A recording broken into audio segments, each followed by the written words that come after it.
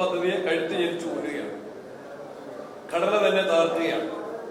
ആശയങ്ങൾക്കും ലക്ഷ്യങ്ങൾക്കും തുരങ്കം വയ്ക്കുകയാണ്. ജീവിത ഭദ്രത ഉറപ്പുവരുത്തുന്നതിനുമാണ് ആ പദ്ധതി ആവിഷ്കരിച്ച് നടപ്പിലാക്കിയത്. അത് രാജ്യത്തെ ഗ്രാമീണ മേഖലയ്ക്ക് കരുത്തു പകർന്നു.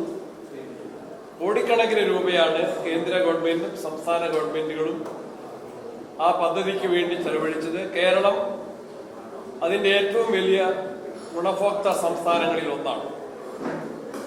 കോടിക്കണക്കിന് തൊഴിൽ ദിനങ്ങൾ കിട്ടുകയും ഒരു പഞ്ചായത്തിൽ തന്നെ 10-15 കോടി രൂപ ഒരു വർഷം ഗ്രാമീണ മേഖലകളിൽ പ്രത്യേകിച്ച് സ്ത്രീ തൊഴിലാളികൾക്ക് തൊഴിൽ ഉറപ്പായിട്ട് കിട്ടുകയും 100-ൽ കുറയാത്ത ദിവസങ്ങളിൽ ജോലി ചെയ്ത് വീടിനെ പുലർത്തുകയും ചെയ്ത വളരെ തൃപ്തികരമായ ഒരു സാഹചര്യം നിലവിലുണ്ടായിരുന്നു. എന്നാൽ ഇത് BJP ഗവൺമെന്റ് ഈ പദ്ധതിയെ അതിന്റെ ആരംഭഘട്ടം മുതൽ എതിർത്ത് വന്ന BJP ഗവൺമെന്റ് പുതിയ നിയമനിർമ്മാണത്തിലൂടെ ഈ പദ്ധതിയുടെ അന്തസത്ത തകർക്കുകയാണ്. ഇതിലെ രാഷ്ട്രപിതാവിന്റെ നാമധേയം തന്നെ മഹാത്മജി ഗ്രാമീണ തൊഴിലുറപ്പ് പദ്ധതി എന്നതിന്റെ പേര് തന്നെ മാറ്റുകയാണ്. അതേറെ പ്രതിഷേധാർഹമാണ്. കേവലം ഒരു പേരുമാറ്റമല്ല, പദ്ധതിയുടെ എല്ലാ നയങ്ങളിലും സ്വഭാവങ്ങളിലും മാറ്റം വരുത്തുന്നു. ലോകത്തിലെ തന്നെ ഏറ്റവും വലിയ തൊഴിലുറപ്പ് പദ്ധതിയാണ് മഹാത്മജി ദേശീയ തൊഴിലുറപ്പ് പദ്ധതി. മോഡി സർക്കാർ പുതിയ ബില്ലിലൂടെ അട്ടിമറിച്ചു. മഹാത്മജിയുടെ രാഷ്ട്രപിതാവിന്റെ തത്വചിന്തയെ തന്നെ തകർക്കാനാണ്. ദരിദ്രരായ ഇന്ത്യക്കാരെ സംരക്ഷിക്കുന്നതിന് പകരം നരേന്ദ്രമോദിയുടെ ഗവൺമെന്റ് സമ്പന്നർക്ക് വേണ്ടിയാണ്, അദാനിക്കും അങ്ങനെയുള്ള പണക്കാർക്ക് വേണ്ടിയാണ് ഇന്ന് ശ്രമിച്ചുകൊണ്ടിരിക്കുന്നത്. അവരവരുടെ ആനുകൂല്യങ്ങൾ വർദ്ധിപ്പിച്ച് മുതലാളിമാർക്ക് കൊടുക്കുന്നു, കടങ്ങൾ എഴുതിത്തള്ളുന്നു. അതിനു പകരം തൊഴിലാളികളെ പട്ടിണിക്കിടുന്ന ഒരു സമീപനമാണ് സ്വീകരിക്കുന്നത്. ഗ്രാമസ്വരാജ്, തൊഴിൽ മാന്യത, വികേന്ദ്രീകൃത വികസനം എന്നിവയെക്കുറിച്ചുള്ള ഗാന്ധിജിയുടെ ദർശനത്തിനാണ് ഈ പദ്ധതിയിലൂടെ ഇല്ലാതാക്കാൻ ശ്രമിക്കുന്നത്. പേര് നീക്കം ചെയ്യുക മാത്രമല്ല, തൊഴിൽ ദിനങ്ങൾ ഇല്ലാതാക്കുന്നു. ഭരണഘടനയുടെ വ്യവസ്ഥകൾക്കനുസരിച്ച് ആർട്ടിക്കിൾ 21 പ്രകാരം തൊഴിൽ ചെയ്ത് ജീവിക്കാനുള്ളത് ഒരു മൗലിക അവകാശമാണ്.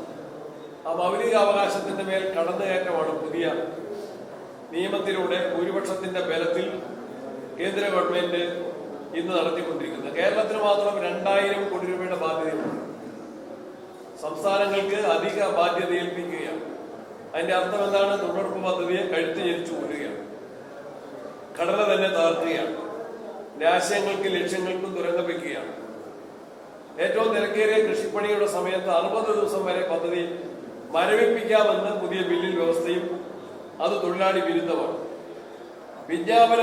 കേന്ദ്രം വിജ്ഞാപനം ചെയ്യുന്ന മേഖലകളിലാകണം പദ്ധതി നടപ്പാക്കേണ്ടതെന്ന അപകടകരമായ വ്യവസ്ഥ ഫെഡറൽ തത്വങ്ങൾക്കെതിരാണ്. ആവശ്യകത അടിസ്ഥാനമാക്കി തൊഴിൽ നൽകുന്നതിന് പകരം കേന്ദ്രീകൃതമായിട്ട് നിർണ്ണയിക്കപ്പെട്ട ഒരു വിഹിത വിതരണ സംവിധാനമാക്കി ഇതിനെ മാറ്റുകയാണ്. ഈ നടപടിയിൽ പ്രതിഷേധിച്ചുകൊണ്ട് കോൺഗ്രസിന്റെ MPമാര് ദേശീയ നേതാക്കന്മാരുടെ നേതൃത്വത്തിൽ പാർലമെന്റിന്റെ അകത്തും പുറത്തും അതിശക്തമായ സമരങ്ങളാണ് സംഘടിപ്പിച്ചത്.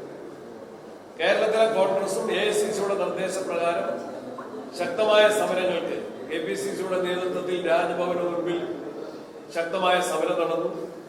ജില്ലകളിലും അതുപോലെ ഗ്രാമപഞ്ചായത്ത് തലങ്ങളിലും സമരങ്ങൾ നടന്നു. അതൊന്നും സർക്കാരിന്റെ കണ്ണു തുറപ്പിക്കാൻ ഈ സമരങ്ങൾ ഉപകരിച്ചിട്ടില്ല. സർക്കാർ ഇപ്പോഴും അവരുടെ പിടിവാശിയുമായിട്ട് മുന്നോട്ട് പോവുകയാണ്. ഈ മഹാത്മജി ഗ്രാമീണ തൊഴിലുറപ്പ് പദ്ധതിയെ തുരങ്കം വയ്ക്കുന്ന കേന്ദ്ര നയത്തിനെതിരെ കേരള പ്രദേശ് കോൺഗ്രസ് കമ്മിറ്റി 2ാം ഘട്ട സമരം പ്രഖ്യാപിച്ചിരിക്കുകയാണ്. ഈ മാസം 13-14 തീയതികളിൽ തിരുവനന്തപുരത്ത് ഗവർണറുടെ വസതിക്ക് മുമ്പിൽ, ലോകഭവന് മുൻപിൽ കോൺഗ്രസിന്റെ രാപ്പകൽ സമരം 13-14 തീയതികളിൽ ആയിരക്കണക്കിന് തൊഴിലുറപ്പ് തൊഴിലാളികളും ജനപ്രതിനിധികളും പ്രവർത്തകരും പങ്കെടുക്കുന്ന 10,000-ങ്ങളെ അണിനിരത്തിക്കൊണ്ടുള്ള രാപ്പകൽ സമരം ജനുവരി മാസം 13-ന് രാവിലെ ആരംഭിച്ച് 14-ന് ഉച്ചവരെയും നീളുന്ന രാപ്പകൽ സമരത്തിന് KPCC ആഹ്വാനം ചെയ്തിരിക്കുന്നു. ആ സമരത്തിൽ കേരളത്തിലെ മുഴുവൻ തൊഴിലുറപ്പ് പിന്തുണയും പങ്കാളിത്തവും സഹകരണവും ഞങ്ങൾ അഭ്യർത്ഥിക്കുകയാണ്.